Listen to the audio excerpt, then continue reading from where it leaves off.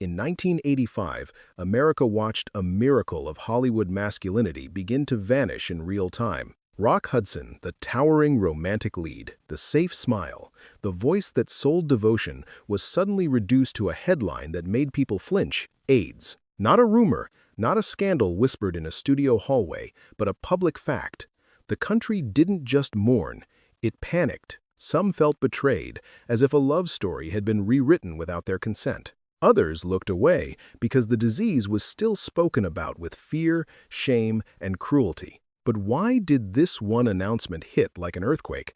Why did the illness of a single actor feel like it threatened an entire era?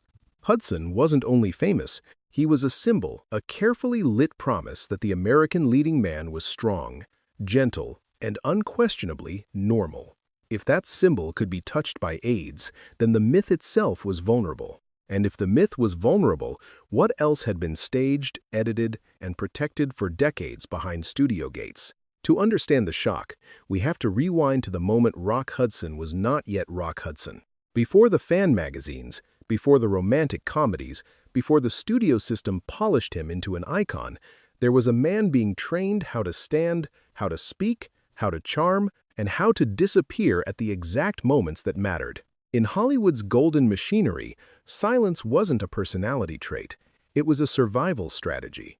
So here's the question that lingers beneath every photograph and every perfect smile. When the truth finally surfaced in 1985, was the world grieving a man, or the collapse of a story it needed to believe? Because if Hudson was a performance, then someone wrote the script, enforced the silence, and cashed the checks for years, in sight. Before he was Rock Hudson, he was Roy Harold Scherer Jr., a young man with an uncertain voice and no guarantee that Hollywood would ever remember his name. He did not arrive in Los Angeles as a prodigy. He arrived as possibility tall, striking, but raw. In the machinery of the studio system, raw meant malleable, and malleable meant valuable. Enter Henry Wilson, the powerful and controversial talent agent who specialized in manufacturing masculinity. Wilson understood something essential about post-war America. The country wanted stability. It wanted strength without threat, romance without risk, confidence without complication.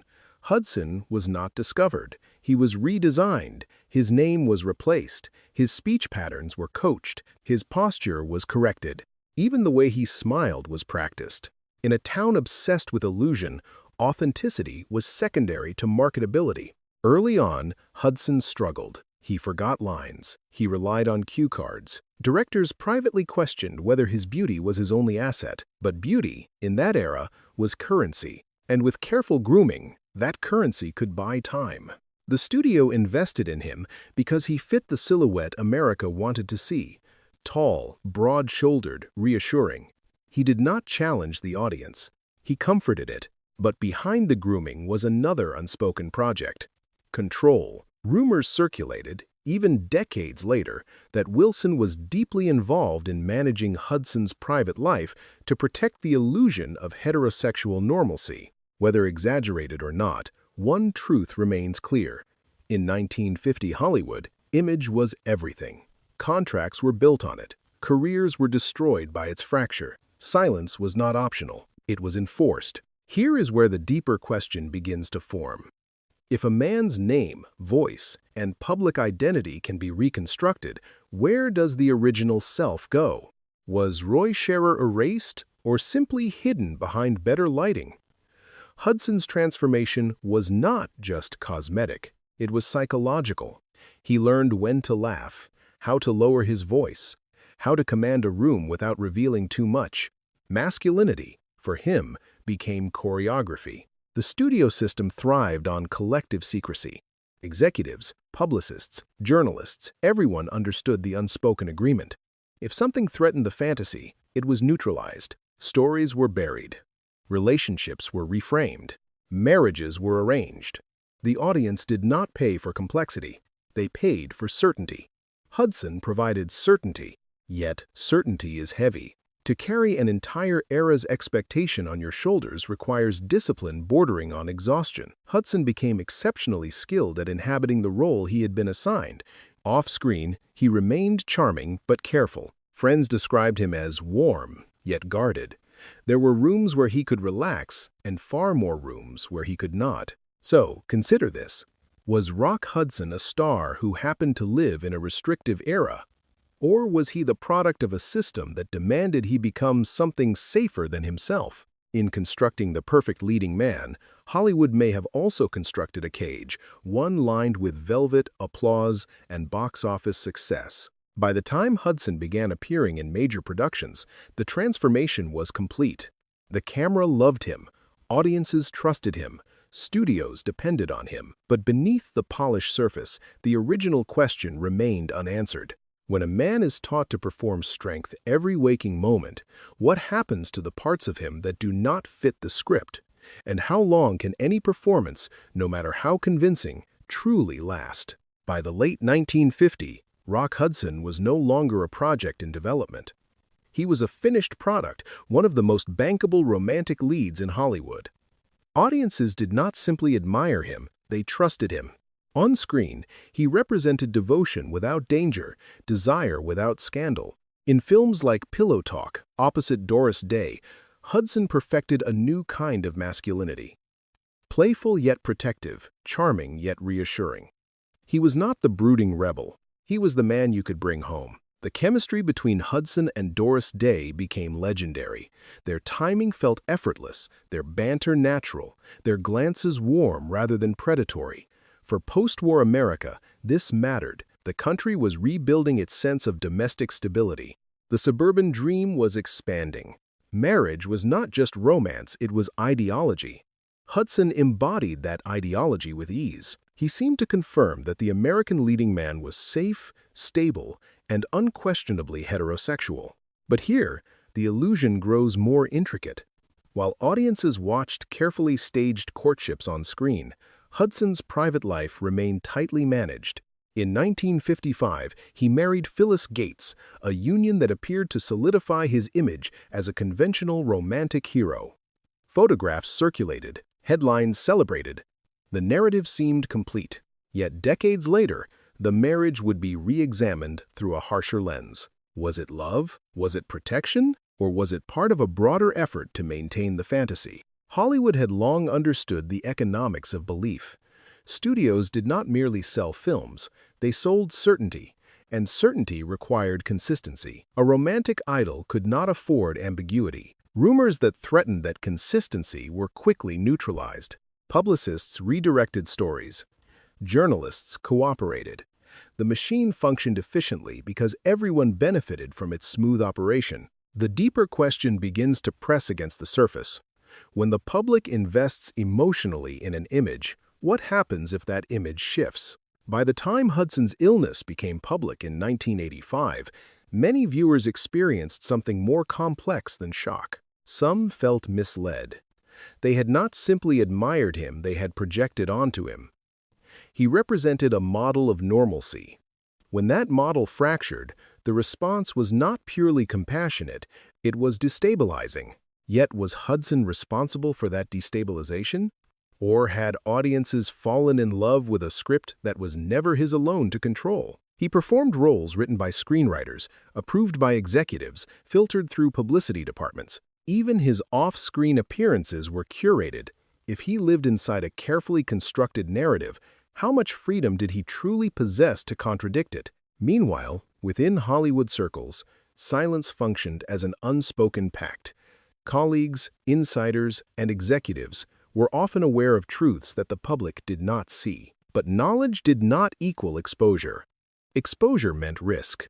Risk meant financial loss. So, the illusion endured, and Hudson carried it with discipline.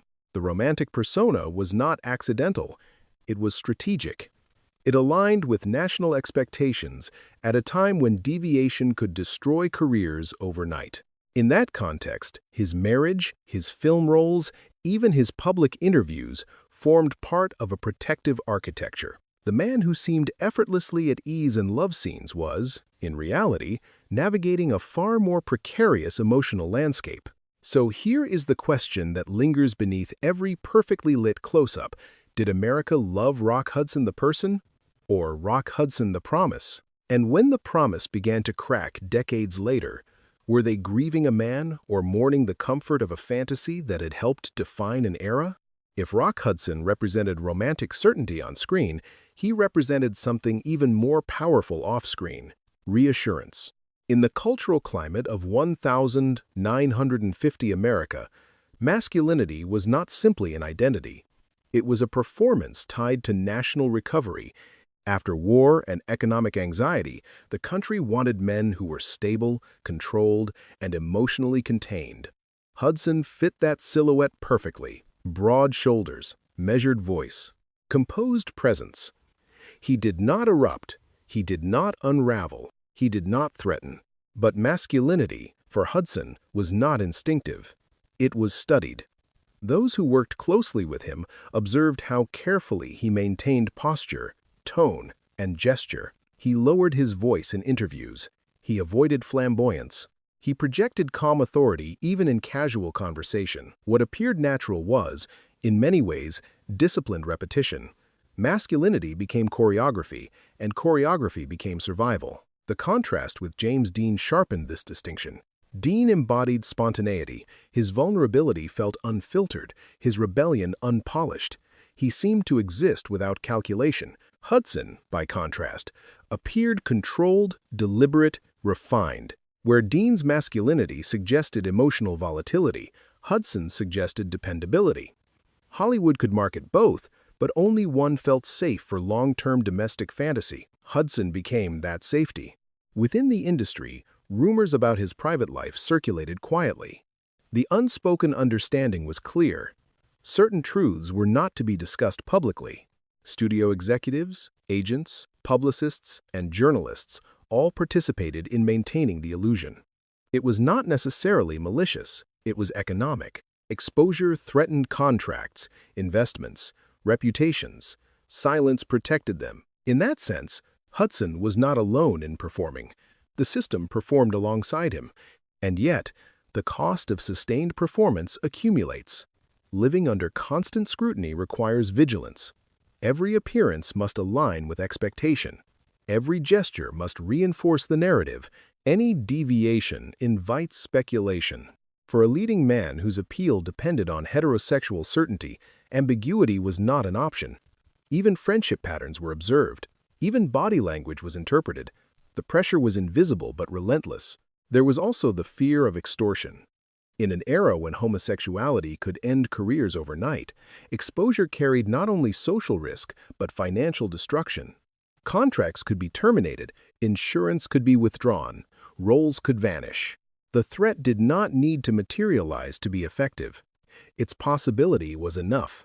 For Hudson, discretion was not merely preference, it was protection. Here, the deeper psychological question emerges. When a man must continually monitor himself to ensure he matches an ideal, where does spontaneity go? Where does intimacy reside? Friends described Hudson as warm, even generous, but also cautious. He could charm a room and then retreat into quiet isolation. The public saw confidence. The private self required containment. Masculinity, in this context, functioned less as identity and more as armor. Armor can be polished and admired. It can inspire admiration and security. But armor is heavy. Wearing it without pause changes posture, breathing, and movement. Hudson's career demanded that he never remove it in public. The role extended beyond film sets into premieres, interviews, and social events. There was no offstage. So consider the paradox. The man who symbolized emotional steadiness may have lived with constant tension. The leading man who seemed most at ease in romantic scenes may have navigated the greatest emotional restraint. If masculinity was his costume, who was he beneath it? And when the audience applauded the performance, were they celebrating the man or the armor he had been trained to wear? By 1984, something had begun to shift. The performances continued, the public appearances remained measured, but beneath the composure was an escalating reality that could no longer be contained. Rock Hudson received a diagnosis that, at the time, carried not only medical weight but cultural terror: HIV. In the early 1980s, AIDS was spoken about in whispers, often framed as punishment rather than illness. Fear traveled faster than fact. and silence remained the default response. Hudson initially attempted to preserve privacy. Travel for treatment was explained away. Weight loss was attributed to exhaustion. The machinery that had once polished his image now worked to stabilize it. Yet the disease did not cooperate with narrative control. Physical decline cannot be indefinitely edited. Eventually, in 1985, the announcement became unavoidable. Rock Hudson had AIDS. The reaction was immediate and volatile. News outlets treated the revelation as both tragedy and scandal. Some headlines focused on compassion. Others leaned toward implication. For many Americans, the shock was not solely about illness. It was about what the illness suggested. If the archetype of heterosexual Hollywood romance could be associated with AIDS, then the boundaries society believed were secure suddenly blurred.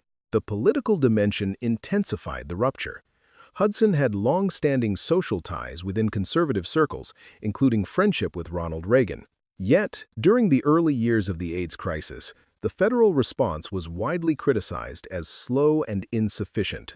The contrast between personal connection and institutional silence invited scrutiny. Did proximity translate to urgency, or did even celebrity fail to accelerate compassion? Then came his appearance on Dynasty. Viewers noticed the change immediately. The once robust leading man appeared visibly frail. Scenes requiring intimacy were later reconsidered under the harsh light of fear and misinformation. Questions circulated about who knew what and when.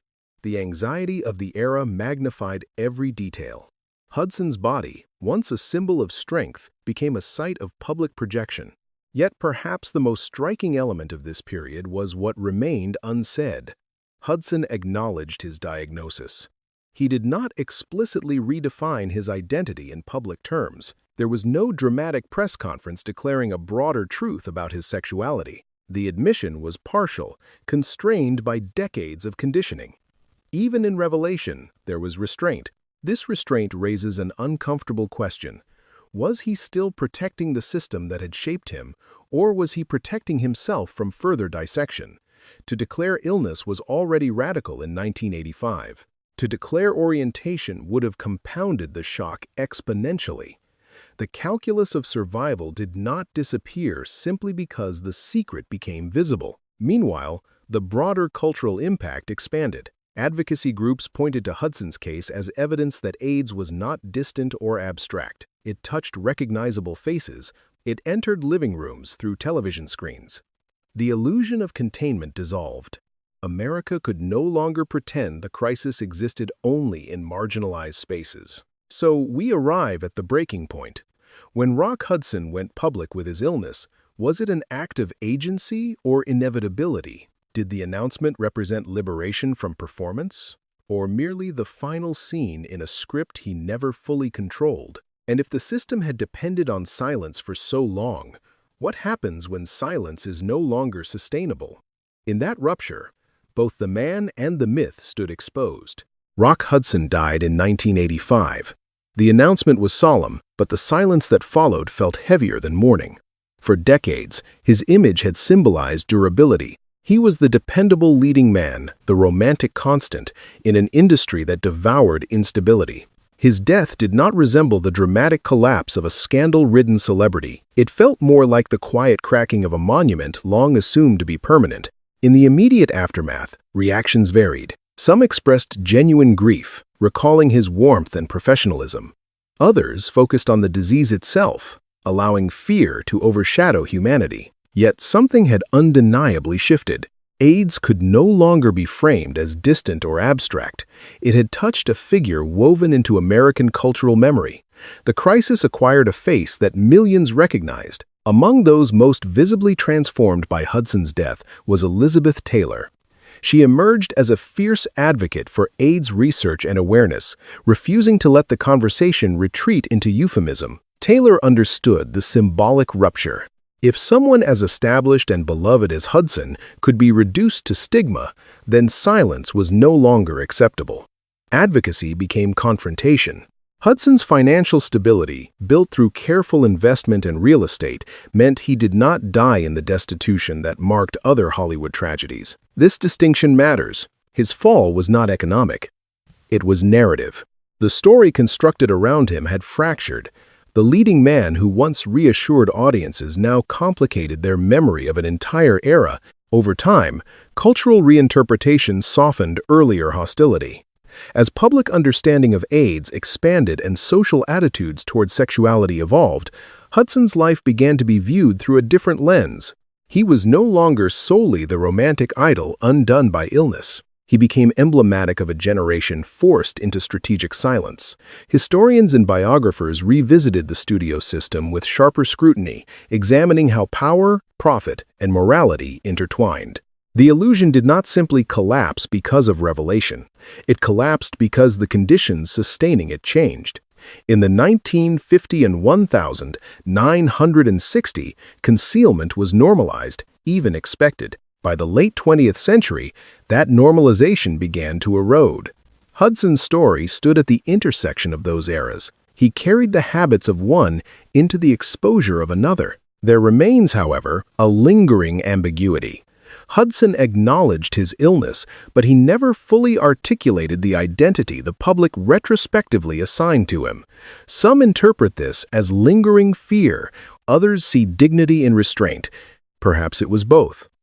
Decades of conditioning cannot be undone in a single statement. A lifetime of performance does not evaporate overnight. So what, ultimately, collapsed in 1985? A career? No. His films endured. His legacy, though reframed, persisted. What fractured was the assumption that Hollywood's leading men were transparent reflections of the ideals they portrayed. The public confronted the possibility that charisma can mask complexity, and that stability can coexist with secrecy. Rock Hudson's life invites a final reckoning.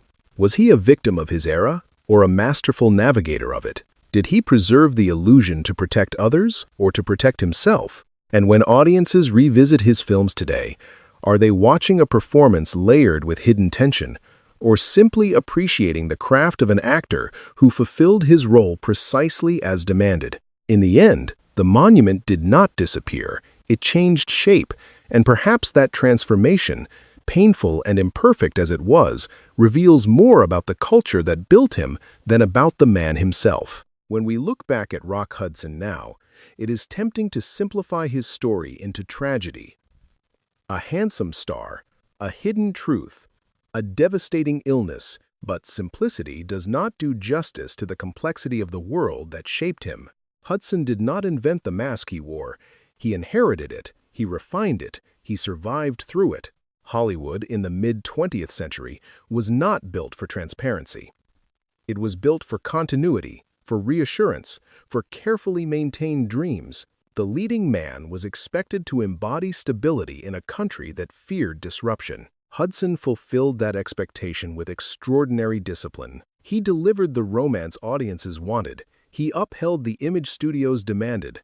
And for decades, the system rewarded him for that obedience. Yet, obedience has limits. By 1985, the world had changed enough that silence could no longer fully protect anyone. Hudson's illness forced a confrontation that Hollywood had postponed for years. In going public, whether by choice or necessity, he disrupted the illusion that had sustained his career. The man and the myth could no longer be neatly separated. The lingering question is not whether Rock Hudson was authentic.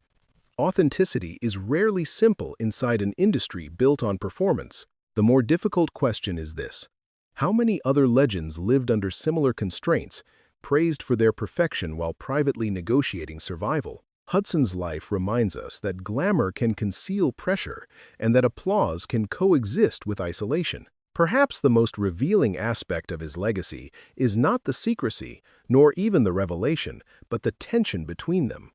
He was neither purely victim nor purely architect of his image. He was a man navigating the rules of his time. And in the end, when the mask finally slipped, it revealed not scandal, but the cost of an era that demanded perfection above all else.